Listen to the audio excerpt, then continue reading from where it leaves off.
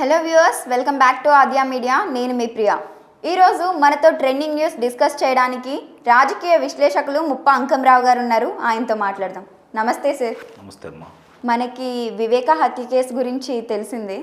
రోజుకొక కోణం బయటకు వస్తున్న ఈ వివేక హత్య కేసులో ఇప్పుడు అసలు ఉలుకు పలుకు లేకుండా పోయింది.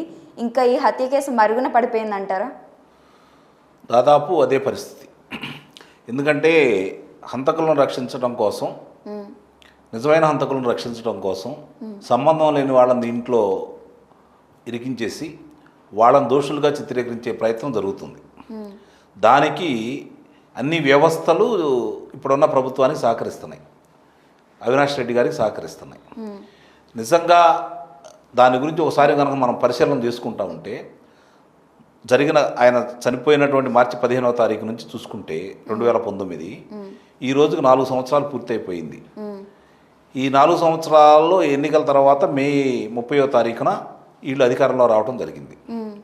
అధికారంలో వచ్చిన తర్వాత ఆ రోజు పరిస్థితుల్లో అంతకుముందున్న సిట్టుని పక్కన పడేసి వీళ్ళు వేరే సిట్ వేయటం జరిగింది. దాని గురించి ఏమొచ్చింది అనేది ఇప్పుడు వరకు బయటికి రాలేదు. కాకపోతే వీళ్ళ మీద నమ్మకం లేక సుప్రీంకోర్టుని ఆశ్రయించింది సునీత గారు. సిబిఐని ఆశ్రయించింది. వాళ్ళు సిబిఐకి అనుమతి ఇవ్వడం కూడా జరిగింది కోర్టుకు ఆశ్రయించిన తర్వాత. అయినా సరే ఇక్కడ సరిగ్గా జరగట్లేదని చెప్పి, న్యాయం జరగట్లేదని మళ్ళీ సుప్రీంకోర్టుకి ఆశ్రయిస్తే కోర్టులు మామూలుగా తెలంగాణ రాష్ట్రానికి దాన్ని బదిలీ చేయడం కూడా జరిగింది. అంటే ఇవన్నీ ఒకసారి మనం పరిశీలన చేసుకుంటా ఉంటే రోజు రోజుకి ఆ రోజు వారి ప్రచారాన్ని జనం నమ్మారు. అది ముఖ్యంగా రాయలసీమ ప్రాంతంలో విపరీతమైన ప్రభావం చూపించింది. 3 సీట్లకి పరిమితం అయిపోయింది తెలుగుదేశం పార్టీ. 52 స్థానాలు ఉన్నటువంటి రాయలసీమలో 49 స్థానాలు కైవసం చేసుకోవడం జరిగింది వైఎస్ఆర్సీపీ పార్టీ.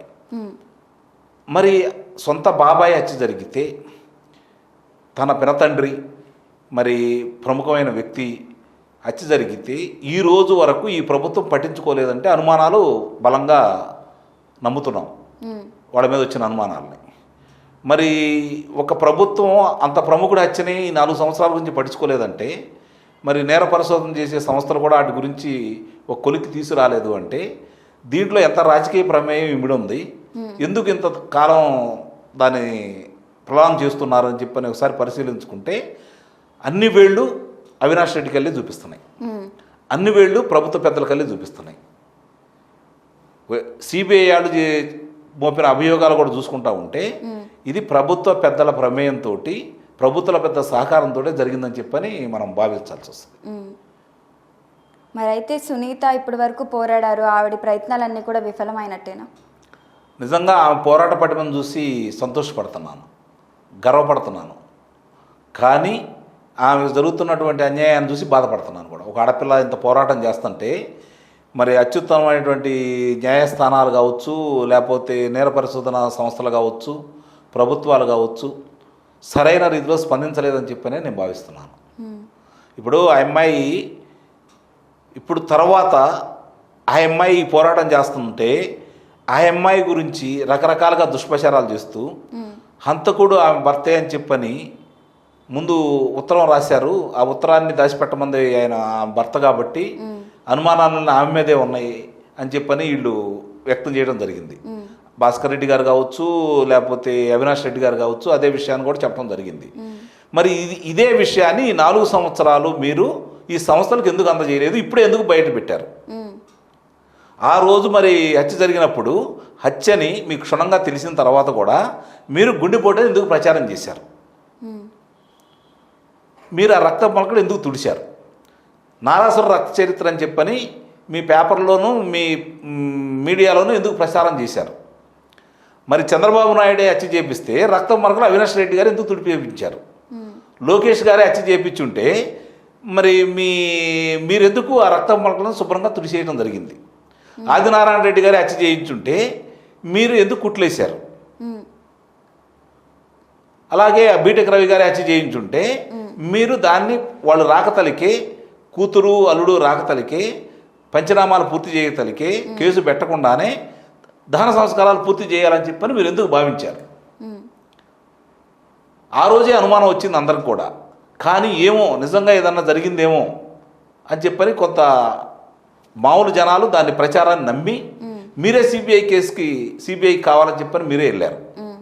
గ్యాగ్ ఆర్డర్ తెచ్చుకొని ఆ యొక్క విచారణ జరిగినటువంటి బహిర్గతం కాకుండా మీరే కాపాడుకున్నారు.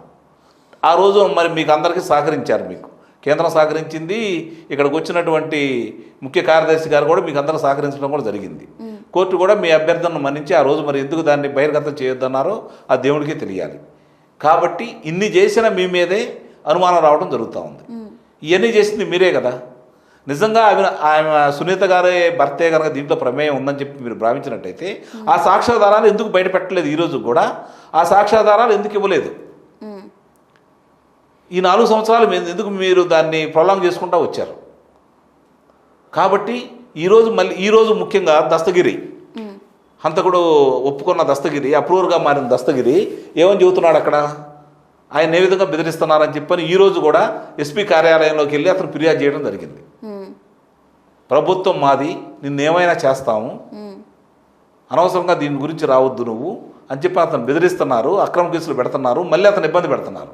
అతను ఏమంటున్నాడు? చావుకైనా సిద్ధమే కానీ మీకు లొంగను అని అంటున్నాడు. అంటే ఇన్ని జరుగుతూ ఉన్నాయి.